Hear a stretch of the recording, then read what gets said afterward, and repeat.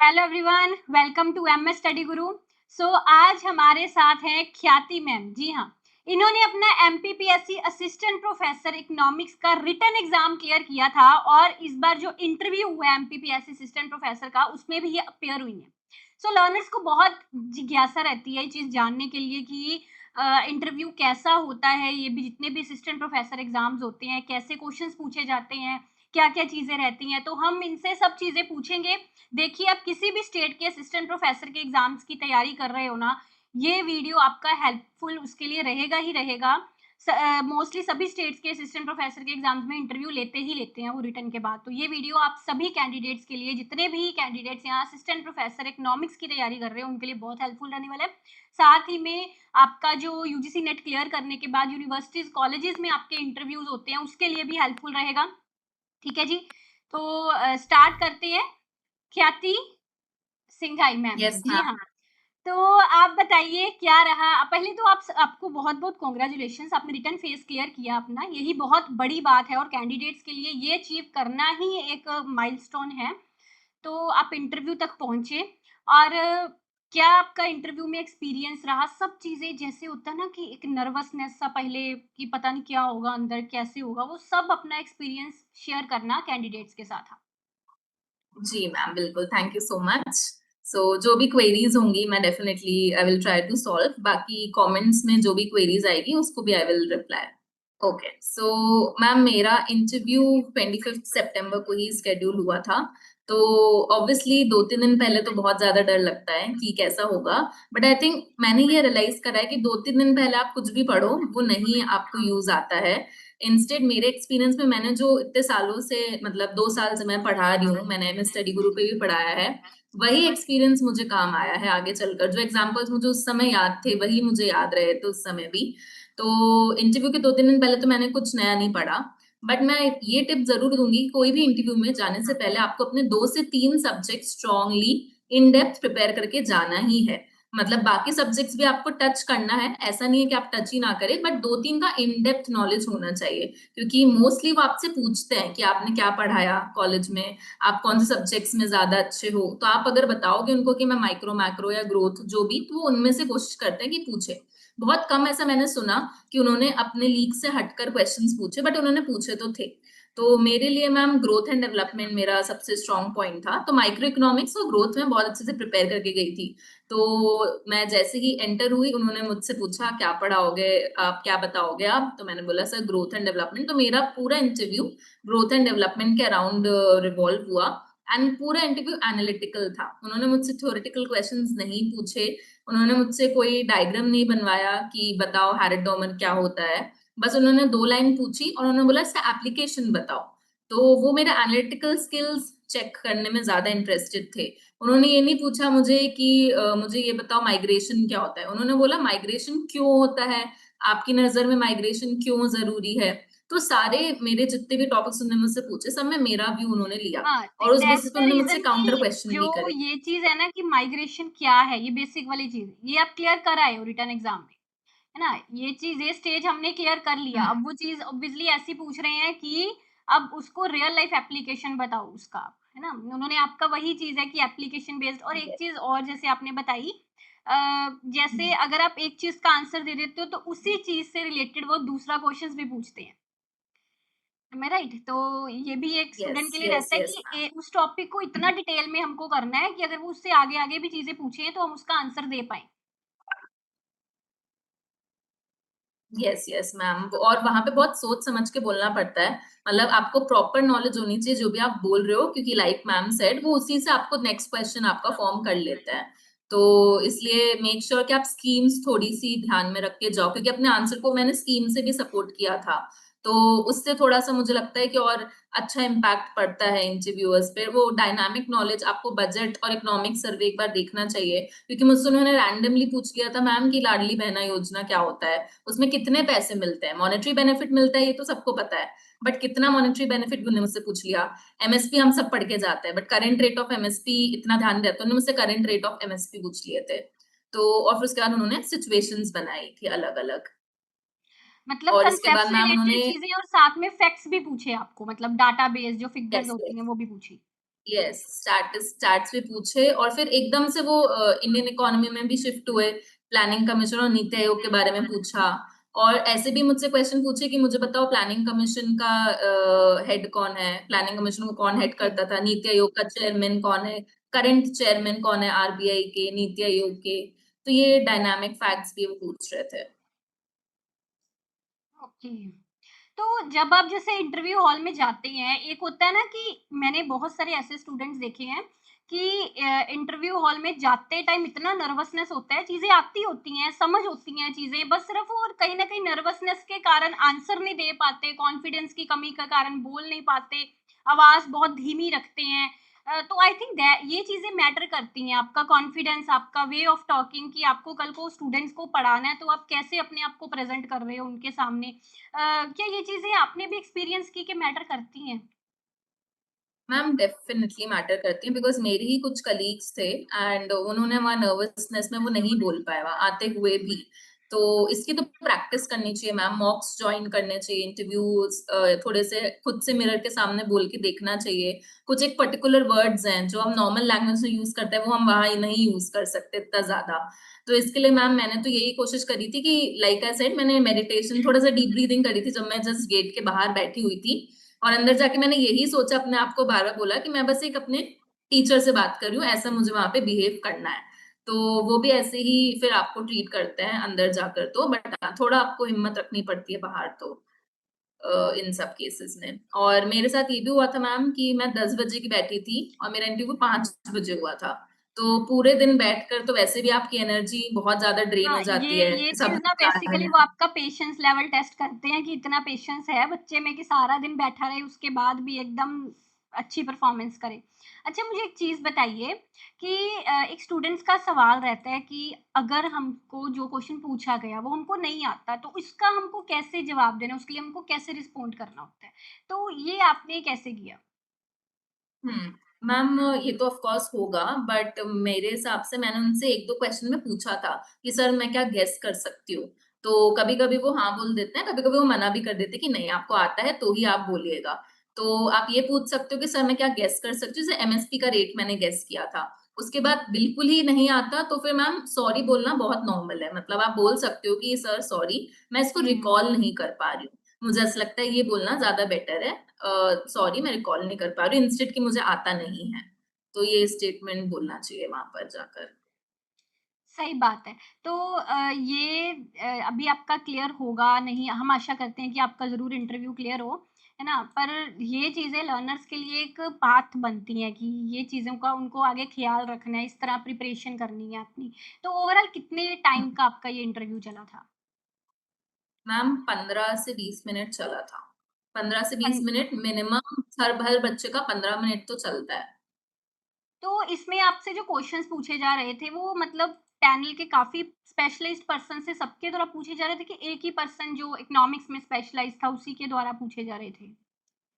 नहीं मैम मेरे बोर्ड में जैसे 1 चेयरमैन थे और 2 एक्सपर्ट्स थे, बट मुझसे पहले ओके। जिनके इंटरव्यूज़ हुए थे, पहले वाले बोर्ड्स में 4-4 लोग रहते हैं, 3 एक्सपर्ट्स एंड वो एक्सपर्ट ज़रूरी नहीं है आपने जो सब्जेक्ट बताया उसी के हो। तो वो तो इकोनॉमिक्स में कहीं से भी क्वेश्चन पूछ रहे थे। हो सकता है एक एक्सपर्ट माइक्रो से पूछ ले, एक ग्रोथ से पूछ ले। तो मोस्टली मैम इकोनॉमिक्स के ही पूछ रहे थे इन वेरिड डोमेन्स एंड या और मुझसे ये भी पूछा गया था मैम कि जैसे प्लानिंग कमीशन में 5 ईयर प्लान्स कौन-सी कंट्री से हुए थे स्टार्ट। तो ये भी मैंने बोला कि सर मैं मुझे नहीं पता था ये, तो मैंने बोला सर मैं गेस करूँ? तो मैंने 2 बार गलत गेस किया, बट फिर भी वो लोग ऐसे थे कि चलो कोई बात नहीं ऐसा। तो ये कहने का मतलब बस ये है कि अंदर जाकर डर का माहौल बिल्कुल भी नहीं रहता है, बस आपको अपने आप को अंदर तक पहुँचाना है क्योंकि वो चाहते ही हैं कि आपको सिलेक्ट करें, वो रिजेक्ट करने नहीं बैठे हैं वहाँ। और मैम एक चीज़ जो मैं बोलना चाहूँगी लर्नर्स को मतलब मुझे ये मेरे प्रोफेसर्स ने बताई थी जो जिनके साथ मैं काम करती हूँ कि इंटरव्यू में आपका it is not test of your knowledge much but it is a test of your personality a lot. तो हुँ। वहाँ पे बहुत फ़र्क पड़ता है कि आप कैसे बैठे हो, आप डिफेंसिव तो नहीं हो रहे, सामने वाले ने अगर आपको मॉक कर दिया तो, आप पोलाइट हो, आप रूड नहीं हो, आप उनकी बात तो नहीं काट रहे। तो कॉन्फिडेंस तो इज़ द की। इवन आपको अगर नहीं भी आता है तो आप कॉन्फिडेंटली बोलोगे ना तो वो समझेंगे। तो सही इसमें चीज़ है मैम ये। इंटरव्यूज़ मैंने जैसे आपसे भी एक बार बात करी थी पीएचडी रिगार्डिंग स्टार्टिंग में कि मुझे समझ नहीं आता पीएचडी कहाँ से करना है। तो इंटरव्यू गाइडेंस लेना काफी जरूरी है लर्नर्स को। सही है। तो आई होप लर्नर्स के लिए ये जो आपने टिप्स बताई बहुत हेल्पफुल रहेंगी। तो आपसे एक चीज़ और पूछना चाहूँगी कि जैसे कई बार होता है कि वो आपको एक अ, पेपर दे देते हैं सेपरेट, है ना? कि इस चीज़ को सॉल्व करके बताओ या इस डायग्राम बना के दिखाओ। क्या ऐसा भी कुछ उन्होंने इंटरव्यू के दौरान किया था? यस मैम, मतलब मेरे साथ तो नहीं, बट ऐसा था, एक पेपर भी रखा रहता है सामने, वो आपसे बोल सकते हैं, और पीछे बोर्ड भी रहता है, white board with a marker. तो वो तुरंत आपसे डायग्राम्स बनवा के चेक करते ही करते हैं, specially in micro and macro जैसे सब्जेक्ट्स। तो ये भी हुँ। मैंने एक सीखा मैम कि डायग्राम्स आपको लर्न होने चाहिए, क्योंकि हम डायग्राम्स को बहुत अंडर एस्टिमेट कर देते हैं। हम सबको पता है लॉ ऑफ वेरिएबल प्रोपोर्शंस क्या है, बट जब हम बनाने बैठेंगे ना, तो हम भूल जाएंगे एक्स एक्सिस पे क्या होता है, वाई एक्सिस पे क्या होता है, और वो ये लोग वो ये चीज जज करते हैं, छोटी छोटी चीजें वो जज करते हैं। और मैम डायग्राम भी बनाने का जैसे एक स्टाइल रहता है, तो लर्नर्स जैसे हम लोग क्या करते हैं, सिर्फ एक्स एक्सिस वाई एक्सिस बनाया और सीधा लॉ बना दिया, भूल ही गए कि वहां पे 0x लिखना है, ओरिजिन लिखना है, लेबलिंग अच्छे से करना, ये छोटी छोटी बातों पे वो लोग जज करते हैं। डायग्राम बहुत इजी पूछते हैं वो, ऐसा नहीं है कि आपसे बहुत कोई टफ पूछ रहे थे, मैंने जितना नोटिस किया वो इन डेप्थ जा रहे थे इजी टॉपिक में, and not very you know bright wider. हुँ। अच्छा, तो आपसे डायग्राम कोई तो इम्पोर्टेंट। इंट्रोडक्शन वगैरह भी उन्होंने जाते पहले सबसे पहले कोई इंट्रोडक्शन के लिए भी पूछा था? नहीं मैम, मुझसे नहीं पूछा, उन्होंने खुद ही मेरा डायफ रीड कर लिया, उन्होंने खुद ही मेरी ओके। हॉबीज वगैरह सब देख ली, बट मुझसे हॉबी पे क्वेश्चन नहीं करा। बट हॉबी पे क्वेश्चन होता है, मैं प्रिपेयर करके गई थी, आप छोटी सी भी हॉबी लिखोगे तो वो पूछेंगे हुँ। आपसे, तो हॉबी में आपको पता होना चाहिए सब कुछ। इनफैक्ट मैंने ये भी सुना था मैम, जैसे मैंने मेडिटेशन लिखा था अपनी हॉबी में, तो मुझसे पहले जिनके इंटरव्यूज हुए थे उसमें उन्होंने मेडिटेशन तो पूछा, बट उसको इंडियन नॉलेज सिस्टम जो आजकल बहुत ज्यादा फेमस है, नीति में भी बहुत ज्यादा इस पे वेटेज दिया है, तो उन्होंने हुँ। मेडिटेशन को पतंजलि के मेडिटेशन से कनेक्ट करके क्वेश्चन पूछा था कि आपको पतंजलि के बारे में क्या पता है। तो आप जो भी हॉबी लिख रहे हो उसका थोड़ा अगर आईकेएस का एस्पेक्ट हुँ। आपको गूगल पे मिले तो आपको डेफिनेटली थोड़ा आइडिया होना चाहिए उसका। सही है। और आपसे कुछ टीच वगैरह करने के लिए भी उन्होंने कहा था या ऐसा कुछ भी आपके जो दूसरे वहाँ पे कैंडिडेट्स थे उनको कहा हो ऐसा कुछ? यस मैम, बोर्ड टीचिंग हर कैंडिडेट के साथ हो रही थी, मोस्टली 85% के साथ I would say board teaching वो करवा ही रहे थे, चाहे आप बोल पा रहे हो या नहीं बोल पा रहे हो, they were judging on the diagrams. Okay, ठीक है। तो और कोई आपका एक्सपीरियंस या कोई ख़ास चीज़ जो आप लर्नर से शेयर करना चाहोगे? मैम वही कि जो भी टॉपिक आप पढ़ रहे हो, अब टाइम आ गया है कि उसको थोड़ा एनालिटिकल पर्सपेक्टिव से हम पढ़े, थोड़ा कनेक्ट करके पढ़े, और उसमें सबसे बेस्ट है एआई। मतलब मैंने जो एआई टूल्स है हमारे, चैट जीपीटी, परप्लेक्सिटी या जो भी है, मैंने सबसे हर टॉपिक को कनेक्ट कर लिया था कि अगर मैं हैरिटॉम पढ़ रही हूँ तो रेलेवेंस क्या होगा। जैसे उन्होंने मुझसे पूछ लिया था कि ठीक है ये मॉडल्स वगैरह तो ठीक है, आपने एग्रीकल्चर डेवलपमेंट में लुइस का मॉडल पढ़ा है, आप बताओ आज के जमाने में लुइस की क्या एप्लीकेबिलिटी है, आप बताओ हुँ। आज के ज़माने में कौन-सा मॉडल सबसे अच्छा है? तो आपको पता हुँ। होना चाहिए कि, तो उसका आंसर मैंने एंडोजीनियस दिया था, क्योंकि मुझे लगा कि ह्यूमन कैपिटल की तरफ हम हुँ। ज़्यादा फोकस कर रहे हैं, लेबर और हुँ। कैपिटल से सिर्फ कुछ नहीं होता। तो ऐसे आपको कनेक्ट करना। और फिर मैम एक और चीज़ जो मेरी हेल्प करी थी, जो मैंने बताया स्कीम्स। तो जब स्किल डेवलपमेंट की बात हो रही थी, तो मैंने उनको बोला कि सर एक स्कीम है सीखो कमाओ योजना। तो उससे भी मुझे लगा कि थोड़े सैटिस्फाइड हुए, तो अपने आंसर को किसी एक एग्जांपल से या स्कीम से आप अगर रिलेट करके उनको समझाओगे, तो ज़्यादा मार्क्स स्कोर करने की प्रोबेबिलिटी हो सकती है। तो यही था मैम, यही एनालिटिकल मेरा पूरा एक्सपीरियंस वाज़ लाइक एनालिटिकल पढ़ो, थ्योरी पढ़ के इंटरव्यू नहीं निकल पाएगा।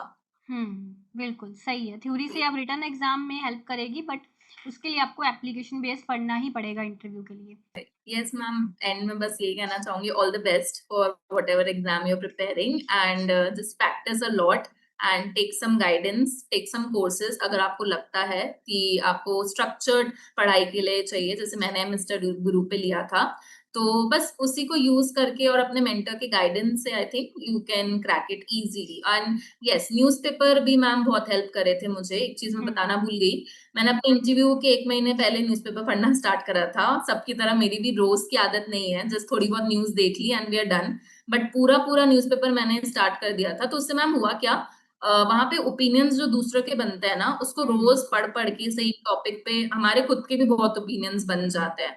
तो वहाँ पे वो लोग ऐसे भी क्वेश्चन पूछ रहे थे कि आप बताओ इंडियन इकोनॉमी में 5 सबसे बड़ी प्रॉब्लम्स अभी क्या चल रही है। तो आप ऐसे हम्म बेसिक प्रॉब्लम बताओगे कि सर गरीबी बहुत है, अनएम्प्लॉयमेंट बहुत है, तो उन पे इतना इम्पैक्ट नहीं पड़ेगा। बट उसी जगह अगर हम बोलेंगे sir private house hold consumption expenditure अच्छा है बट इन्वेस्टमेंट बहुत कम है, और डेटा से उसको सप्लीमेंट अगर हम करें, तो न्यूज़पेपर पढ़ने से ओपिनियंस जरूर बनते हैं। तो मैं सजेस्ट करूंगी सबको कि आप न्यूज़पेपर पढ़ो रोज, एडिटोरियल और ओपिनियंस तो रोज पढ़ने चाहिए।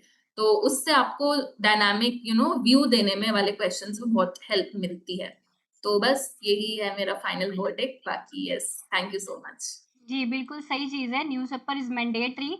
और मेरे घर में रोज़ द हिंदू का न्यूज़पेपर आता है और मैं लर्नर्स के लिए आर्टिकल्स बनाती रहती हूँ। मैंने काफ़ी सारे चैनल पर शॉर्ट्स एंड वीडियोज़ में द हिंदू के आर्टिकल्स स्टूडेंट्स के लिए अपलोड किए हुए हैं, आप सभी उनको देख भी सकते हैं। ज़रूर देखा करिए, चाहे उससे आपके रिटन एग्ज़ाम में हेल्प ना मिले, बट जैसे कि ख्याति मैम ने कहा कि ओपिनियन फ़ॉर्म होता है उससे आपका, तो you must watch that also. अगर आपको पढ़ने का टाइम नहीं है, तो वीडियोज़ देख सकते हैं आप मेरी। तो यस थैंक यू ख्याति जी अपना एक्सपीरियंस शेयर करने के लिए। जहाँ यहाँ पे मैं बाकी सभी लर्नर्स को बता दूँ कि असिस्टेंट प्रोफेसर इकोनॉमिक्स के कोर्सेज हमारी एप्लीकेशन पर अवेलेबल हैं। स्टूडेंट्स की डिमांड पर स्पेशली हमने लॉन्च कर रखे हैं, चाहे बात हो एमपीपीएससी असिस्टेंट प्रोफेसर की, एचपीएससी असिस्टेंट प्रोफेसर की, JKPSC lecturer, UPPSC assistant professor. Specially learners की डिमांड पर हम कोर्सेज लॉन्च करते हैं। जब लर्नर्स आके बोलते हैं कि मैम इकोनॉमिक्स में आपका सक्सेस रेशो हाईएस्ट है, तो हमको भी असिस्टेंट प्रोफेसर के एग्जाम की आपसे तैयारी करनी है। ठीक है, तो एप्लीकेशन पर सभी कोर्सेज अवेलेबल हैं, आप अभी डाउनलोड कर सकते हैं with best guidance and best resources के साथ। कमेंट्स करके ज़रूर बताना आपको ये ख्याति मैम का इंटरव्यू वाला सेशन कैसा लगा। मेरे पास और भी बहुत सारे मेरे स्टूडेंट्स हैं जो असिस्टेंट प्रोफेसर के इंटरव्यूज़ में जाते हैं, पीएचडी इंटरव्यूज़ में जाते हैं, ठीक है? तमाम ऐसे कैंडिडेट्स हैं। अगर आप आज का सेशन लाइक करोगे, अच्छे-अच्छे कमेंट्स करके बताना ज़रूर कि कैसा लगा, तो मैं और भी इस तरह के इंटरव्यू सेशंस कंडक्ट करवाऊँगी, जिससे जो कैंडिडेट्स का सिलेक्शन होता है, जो रिटन क्लियर करते हैं, जो इंटरव्यू भी क्लियर करते हैं, उनका एक्सपीरियंस आप तक पहुँच पाए। ठीक है जी? तो इसी के साथ आज का सेशन खत्म करते हैं। Thank you so much and best of luck आपको अपने रिजल्ट के लिए।